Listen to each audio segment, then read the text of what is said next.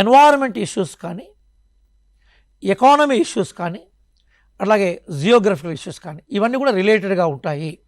అయితే చాలామంది విద్యార్థుల్లో ఈ 3 టాపిక్స్ కూడా ఓల్డ్ పుస్తకాలు వాళ్ళ దగ్గర ఉంటాయండి. ఓకే, వాళ్ళు ఎప్పుడో కొనుక్కుంటారు పిల్లలు, అభ్యర్థులు వాటినే ప్రిపేర్ అవుతుంటారు.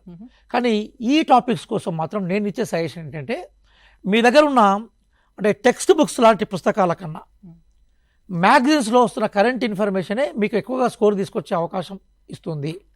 ఎందుకంటే ఇవి 3 కూడా డైనమిక్ సబ్జెక్ట్స్, అంటే ఎప్పటికీ అందులో ఉండే డాటా ఒకే రకంగా ఉండదు. ఆ డాటా ఏమవుతుందంటే డాటా ఎప్పటికీ మారుతూ ఉంటుంది.